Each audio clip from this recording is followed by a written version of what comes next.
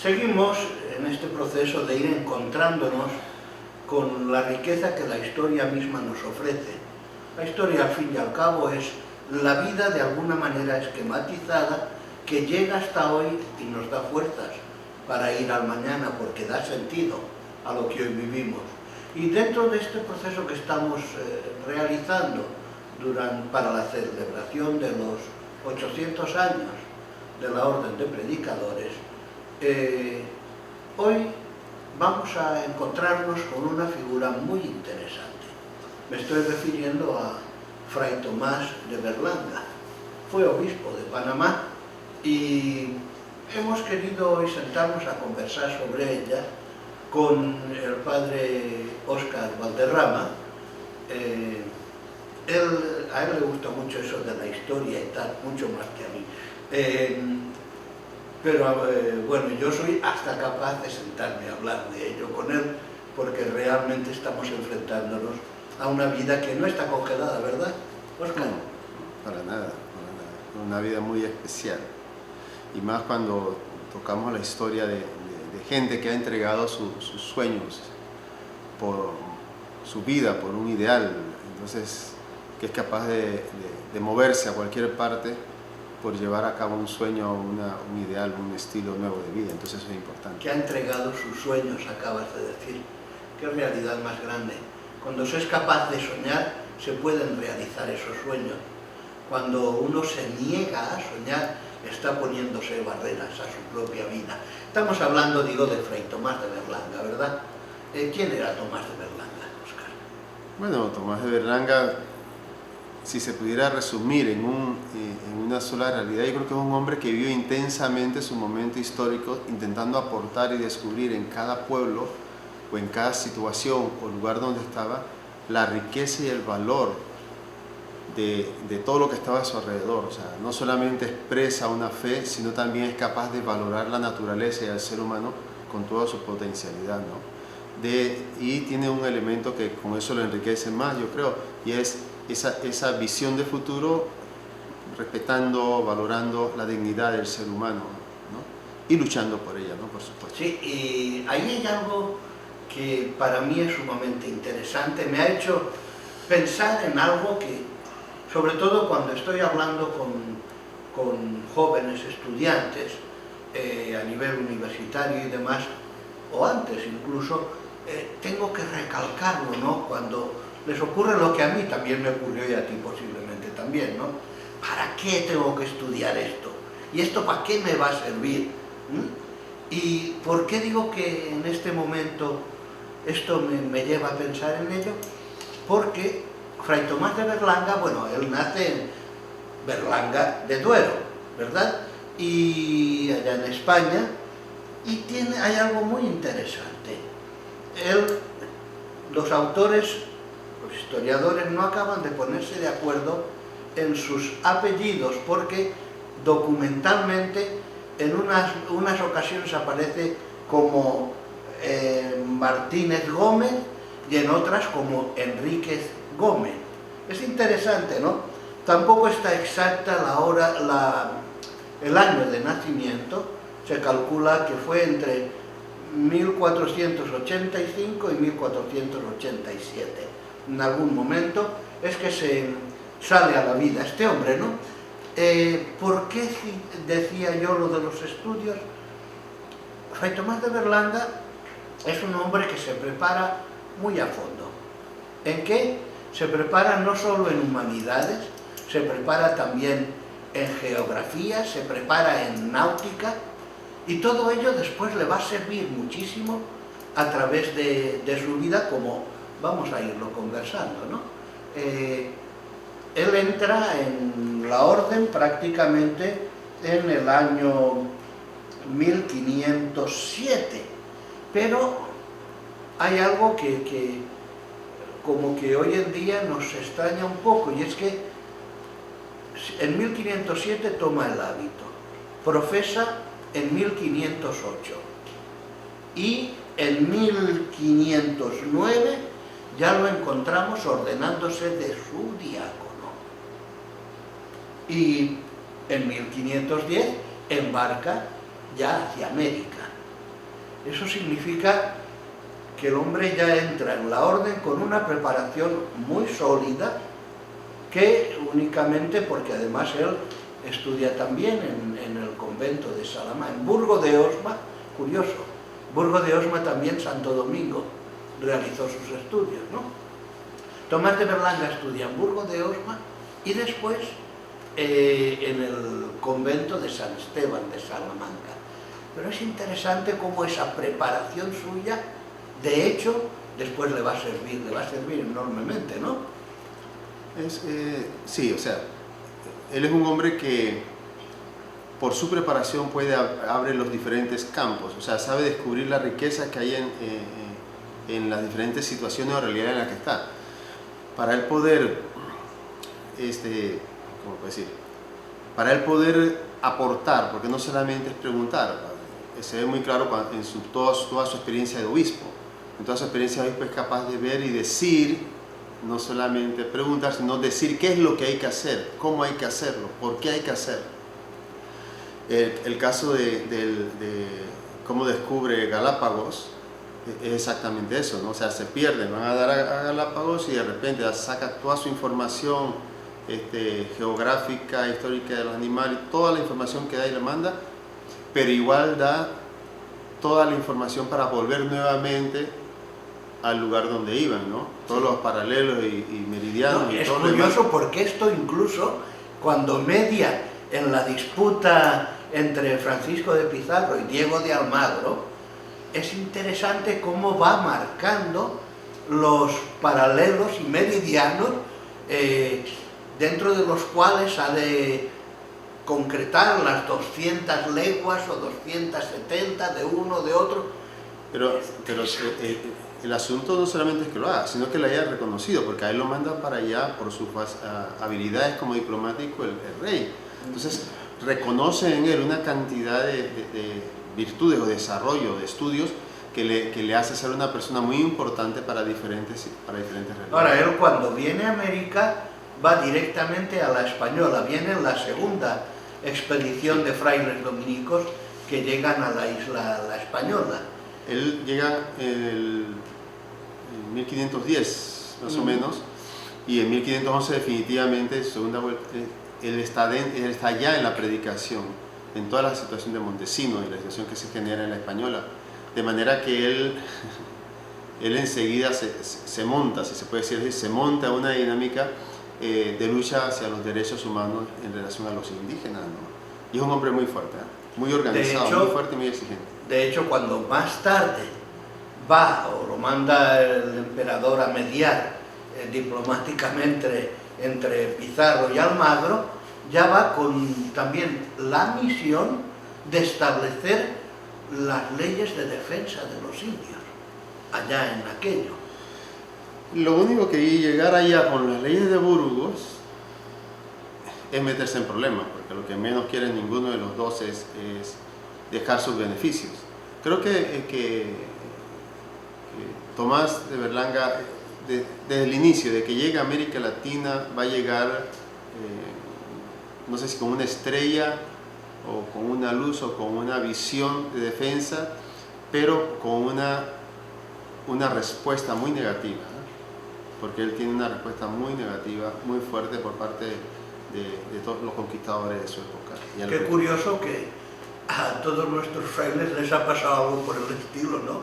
Todos nuestros frailes de aquella época, a Bartolomé de las Casas, bueno, a Pedro de Córdoba, a Antón de Montesinos, Bartolomé de las Casas, casi todos que han ido muy claros a defender los derechos de la persona en los indios, a quienes muchos les negaban hasta el ser persona.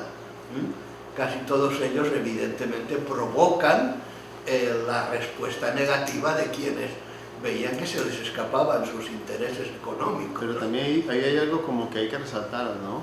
Que contrasta con mucha realidad actual, y es que después de la experiencia de La Española y después de todo eso, es el rey el que le pide al Papa Clemente VII que lo haga obispo por toda su historia, no por una historia que se circunscribe nada más a una actitud piadosa o a sino a toda esa lucha por los derechos humanos, es que el rey pide que se haga obispo, ¿no? Entonces hay como un contraste interesante, porque el mismo rey es capaz de valorar e ir y encaminar su visión de futuro en relación a los derechos del ser humano, y que el mundo de la fe tiene que manejarse dentro de ello. Ahora, definitivamente uno de los grandes reclamos que le va a hacer Berlanga a todos los encomenderos es que lo que menos hacían y lo que el menor tiempo que dedicaban era a la doctrina, ¿no? A adoctrinar a la gente. Lo llevaban más a la explotación y al trabajo que otra cosa. Pero es interesante la actitud del rey, y no solamente el rey, sino la respuesta de Clemente, ¿no? Del Papa Clemente, de hacerlo obispo. No, y de hecho toda su actividad como obispo va a procurar, yo diría, el crecimiento como persona de todos aquellos sobre los que tiene una responsabilidad. Y eso es lo que lo marca y lo que hace que se enfrenten a él, tanto curioso, en Santo Domingo, en donde llega a ser prior del convento de Santo Domingo, allá en la Española, pero después también en Panamá, donde es interesante leer sus cartas. Hay una buena colección de cartas suyas al emperador, en donde se ve cómo la situación que en Panamá se encuentra en esos momentos, en tierra firme, ¿no?, como decían, es también una situación de explotación, de corrupción, y por ello encuentra una oposición tremenda a lo que él, con una visión muy clara, va señalando, por ejemplo, que en nombre de Dios es un lugar insalubre, es un lugar que no ofrece posibilidades de cultivo, de pasto suficiente, y va señalando que conviene traspasar o trasladar incluso la catedral, trasladarla de allí, él dice, a Acla o a la ciudad de Panamá. ¿Okay? Curioso como él tiene una visión, y además señala en una de sus cartas, cosa que no acepta mucha gente de acá, porque va contra su interés.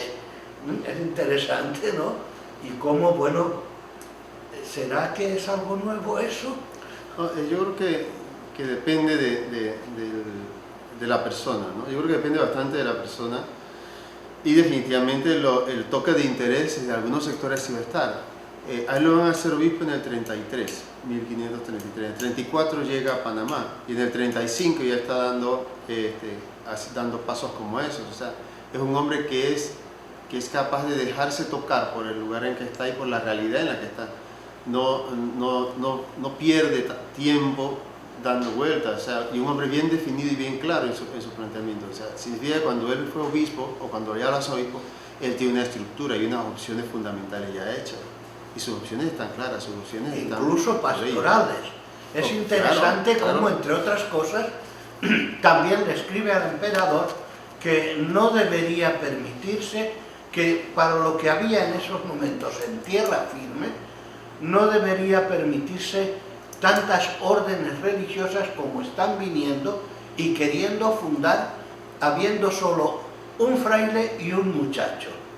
Dice, no sé, eso no da pie para fundar una casa. Entonces, él dice, incluidos, que se seleccione bien el personal y que vengan con licencia de su majestad, incluidos franciscanos y dominicos. O sea, que no está barriendo para casa, ¿no? Lo que están buscando es que venga gente bien preparada y dispuesta a servir. Y que incluso pide que se les examine bien y se mande solo a los que sean aptos para ello. Sí, no hace nada con tener frailes o tener más comunidades religiosas si ellas no van a estar, digamos, en sintonía con lo que él está planteando para su trabajo pastoral. Es un hombre que tiene un trabajo pastoral bien interesante. A él se le atribuye el decir que no se puede evangelizar a los indígenas con el estómago vacío. o sea, es muy claro, muy objetivo entre la realidad que viven los indígenas.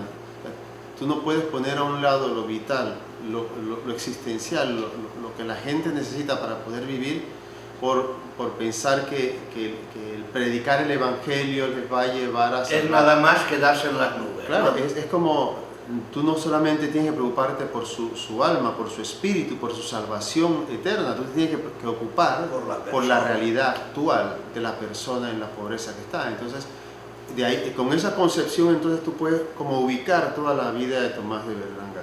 Tú puedes ubicar cómo él es capaz de ver una realidad y desarrollar enseguida un pensamiento de provecho. O sea, ve la ruta de camino de cruces y enseguida comienza a decir, esto puede servir para hacer una ruta mucho más expedita que facilite esto, y comienza a estructurarlo enseguida, y cómo hacer su impacto a nivel económico, cómo hacer su impacto a nivel de todo. Bueno, incluso cuando señala la conveniencia o la necesidad del traslado de Nombre de Dios a Panamá o a Acla, como él pide en principio y después, que está distante a una legua o a una jornada de la ciudad de Panamá, él está diciendo que es porque hay que buscar tierras que realmente sean cultivables y que tengan también, donde sea posible, pasto para los animales, cosa que en nombre de Dios no se da. Y en esa misma dinámica, cuando va a Lima, de allá se trae el tomate y es el que trae toda la plantación de tomate a lo que es la costa caribeña. Es interesante. Y bueno, también... Lo que pasa es que eso va en relación al hombre, o sea, él es un hombre que puede tener fe, pero es un hombre que está claro en las necesidades del ser humano. Precisamente porque tiene fe. Claro, pero lo que pasa es que no solamente porque tiene fe, el que yo puedo tener fe, pero no necesariamente estoy consciente de que yo tengo que ayudar al ser humano a desarrollar su dignidad como persona y a salir de su situación de pobreza o injusticia. O sea, yo puedo hablar de la fe saliéndome del mundo, o yo puedo hablar de la fe, que sería la correcta, insertándome en la historia del ser humano y en sus necesidades. Entonces, por eso estimo que lo otro realmente, hablar de la fe en las nubes, no tiene nada que ver con pero la era fe. lo existente en el tiempo de como es lo existente en nuestra época, ¿no? Y hoy entonces también. En nuestra época lo mismo, tú puedes hablar de Dios y no te ocupas de que el otro salga de la realidad de pobreza e injusticia. Entonces él es interesante, por eso es que te planteo que no solamente es tener la visión o tener la opción, sino poder intentar viabilizarlo, el convertir Camino de Cruces en un medio más expedito. No fue simplemente el hacerlo, él enseguida lo ubica dentro del desarrollo económico que puede significar, ¿no? Entonces es un hombre que tiene una visión mucho más amplia. Hay otra cosa muy interesante, y es que él trae el guineo o el plátano, lo trae acá. Por eso, de hecho, aquí le llamamos guineo, porque parece ser que él lo trae de Guinea a Canarias, o él lo trae directamente de Canarias acá, pero ya como procedente de Guinea. Sí, y no solamente, él en el mundo de la agricultura y todo lo demás no es obligación estudiarlo, pero si quieres tener una visión mucho más amplia en todo ese proceso, Tomás de Berlanga es el que va a aportar no solamente eso. Él va a traer de su pueblo y va a animar a la gente de su pueblo a venir a América Latina para enseñar a los indígenas a cultivar, ¿no? Es un hombre, es hacer realidad eso. No se puede evangelizar con el estómago vacío, ¿no? Yo no puedo ir a Soloy, yo no puedo ir a las comarcas indígenas para hablar de Dios viendo a la gente morir de hambre o de desnutrición, ni en cualquier lugar, ni aquí, ni en el resto de América Latina, ni en el mundo. O sea, el Evangelio debe llevar también el cuidado de la vida y de la dignidad de la persona. Entonces, el planteamiento de Tomás es bien interesante. Amén que se enfrente a cualquiera por sus opciones. Tiene unas opciones de fe muy claras y unas opciones sociales muy claras, ¿no? Que hoy en día sería muy bueno que los vieran nuestros obispos, ¿no? ¿Cómo no? Hay también otra cosa muy interesante en Fray Tomás de Berlanga, y es la visión de futuro que él tiene. Es alucinante leer cómo en 1530 y algo él escribe al emperador y le describe cómo, dentro de ese plan que tú mismo has señalado antes, cabe aprovechar mucho mejor los ríos que tenemos en Panamá.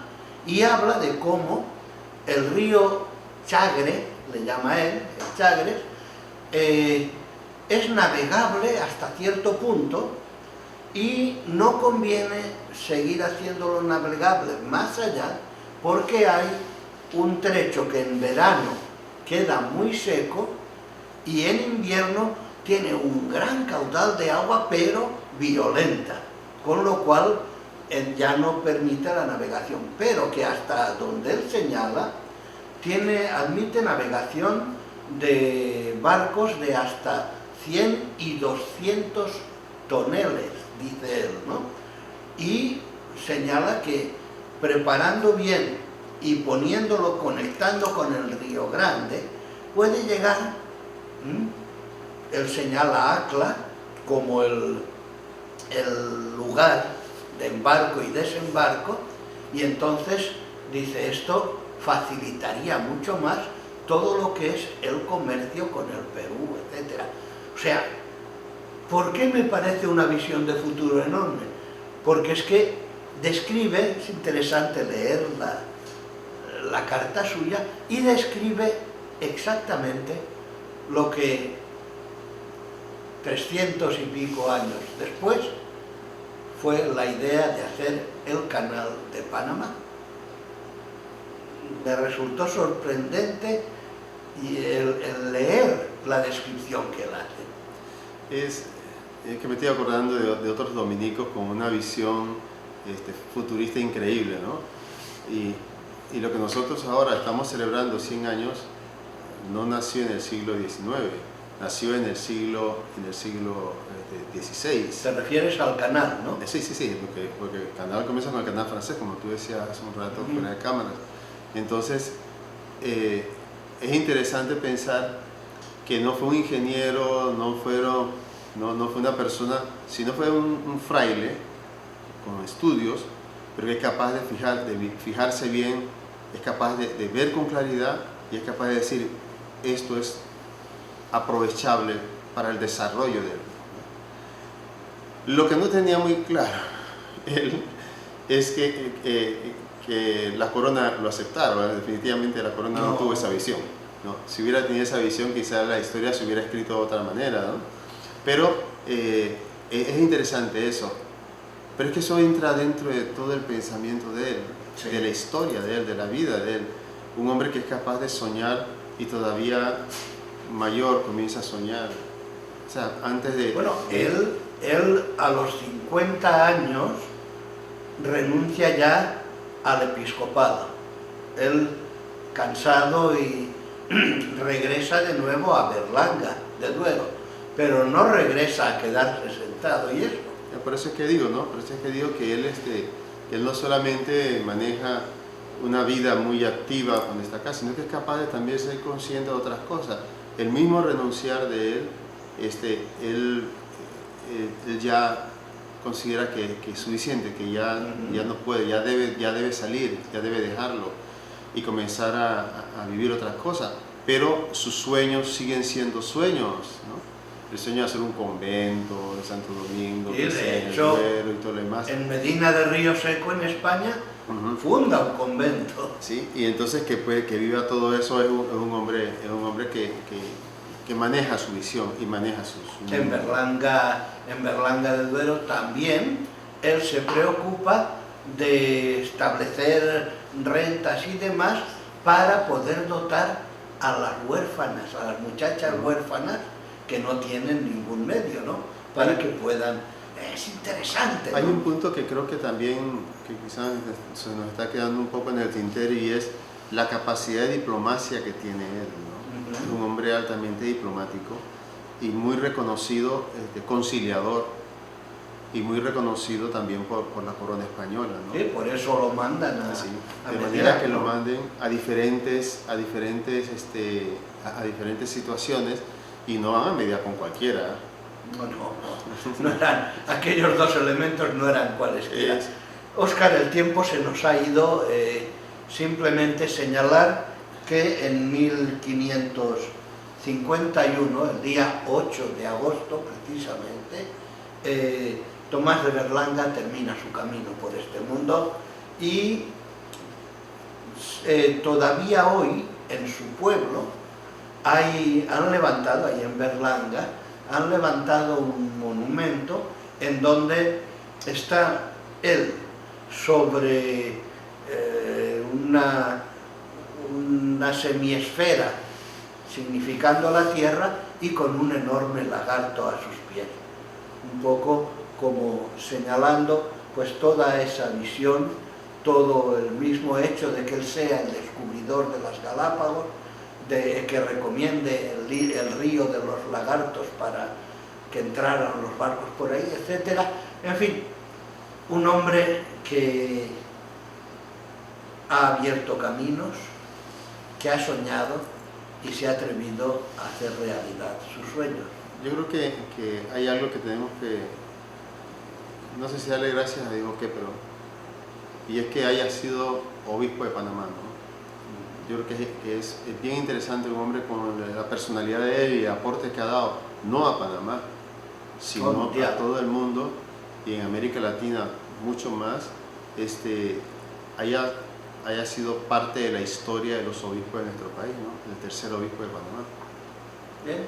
Es Fray Tomás de Berlanga. Creo que deja abierto un camino enorme para que podamos también hoy soñar y realizar los sueños. Nos vemos de nuevo.